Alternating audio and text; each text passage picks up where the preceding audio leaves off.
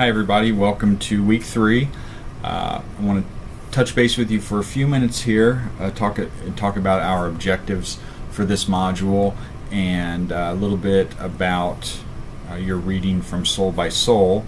I'm not going to really go too deeply into the Compromise of 1850 in my video because, as you see, I have cheated a little bit this week, and I've provided 2 videos from Eric Foner.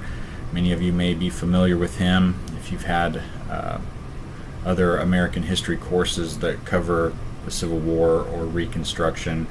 Without a doubt, he's one of the foremost experts on the topic that we're discussing. So rather than make this repetitive for you, he does a great job in these 2 videos of talking about the Compromise of 1850 and the Fugitive Slave Law and the implications that that law brings when it is passed as part of the Compromise.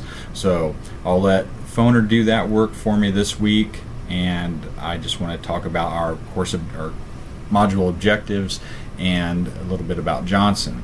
As far as the objectives go, when we're done with this, I want you to be sure you understand the key components, be able to list the key components of the Compromise of 1850. Most importantly, those are the admission of California to the Union as a free state, the creation of new territories, New Mexico and Utah, and the slavery question will be answered there through popular sovereignty. It's going to settle the border dispute between Texas and New Mexico, making Texas essentially what we know it to be today. It is going to outlaw the slave trade in Washington, D.C., not slavery, just the slave trade, and enhance the fugitive slave law, which Foner is going to talk in detail about.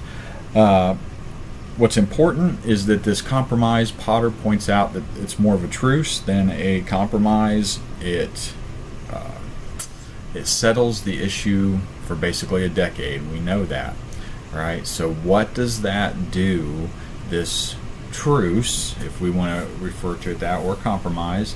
What does it do? Who does it benefit? Does the South win? Does the North win in the immediate? Who wins in the long term? The reading, you'll see this provides the North an opportunity, unknown at the time, but the North is only going to grow in population. They're going to improve through technology. They're going to build the industrial workforce and infrastructure necessary to ultimately prosecute and win the Civil War. So 1850, we seem to have this lull, this compromise, this truce, but what does it really mean? So think about that. I don't know, I know I haven't talked about it in this class, but you need to understand the relationship between the Upper South and the Lower South.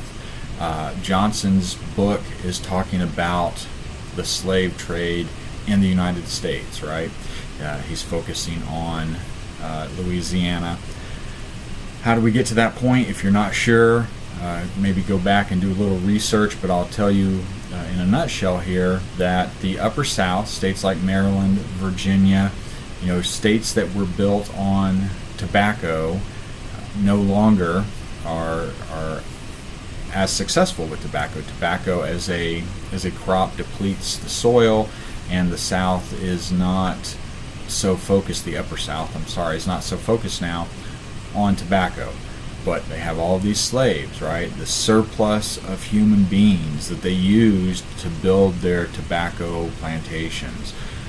So now that they can't sell tobacco, what can they sell? Well, they can sell slaves. And who's looking for them? We don't have, it's illegal since 1808 to import slaves, so no new slaves are coming into the nation. Yet the Cotton Kingdom is growing stronger and stronger every day, and they need labor.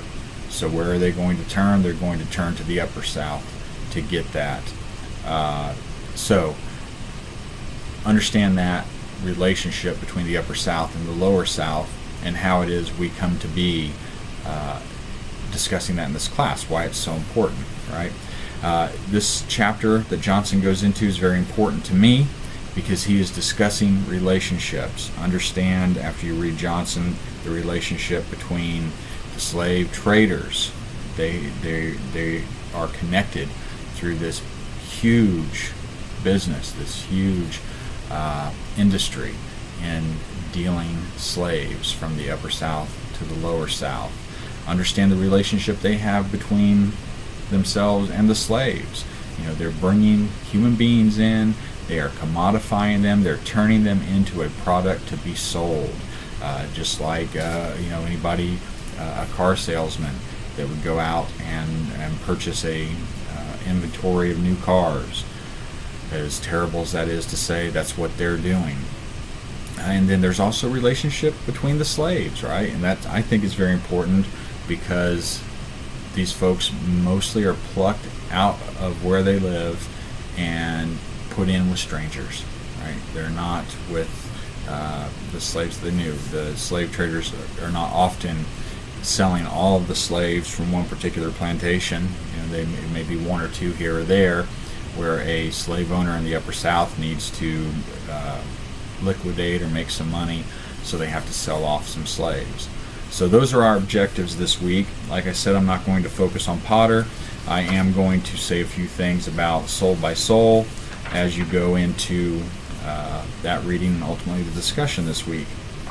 What I think is very important in this chapter of Sold by Soul is Johnson is pointing out the size, the extent of the slave trade.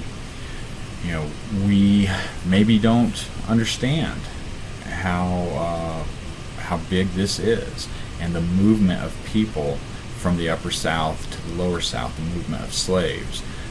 He points out that we often see a slave owner and slave buyer. We see that transaction, and it's at its simplest form, it's a three-person transaction, right? It is the slave owner selling the slave to the slave buyer, and that seems pretty small. That seems pretty simple. But as Johnson points out, it's huge, right? Because those three are just a fraction of the people involved. You have the brokers, you have the traders, you have the foremen, the managers, the bookkeepers, all of these people that are employed making their living from the slave trade. It's so much bigger than maybe what you've thought in the past. So understand the enormity of the slave trade. He makes several powerful points in this chapter. One being the commodification of human beings. We've talked a little bit about that in the past. But the slave trader going and categorizing human beings for sale. What a brutal position, a powerful position that is to be in, to categorize and put a price on a human being. So think about that as you read Soul by Soul this week.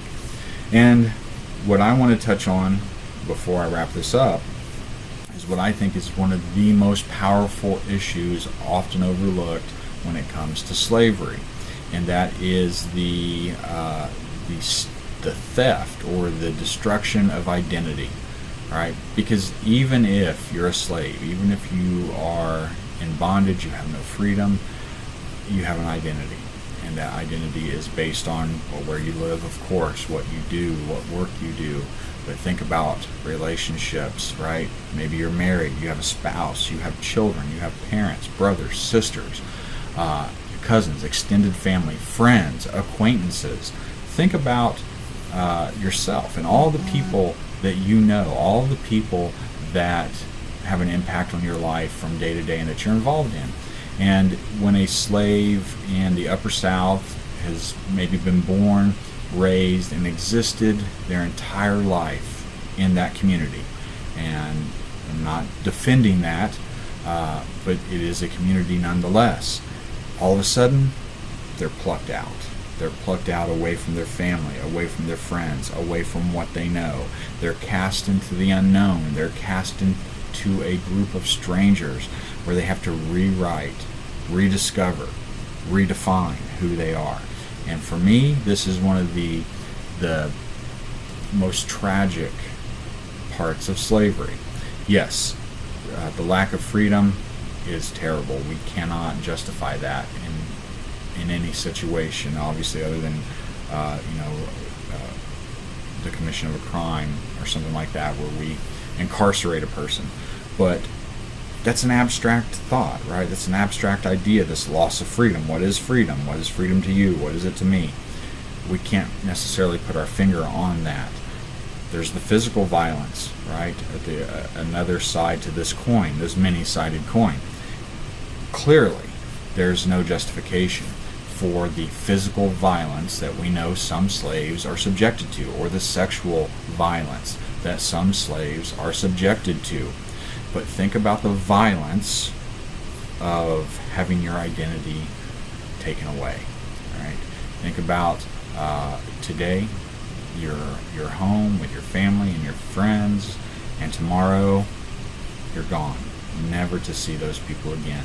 And what horror that must have been for a slave, or any human being for that matter, to experience. So Johnson starts to touch on that in this week's reading, and I want you to be sure you give that a little bit of thought, because, as I said, this is a very important point to me.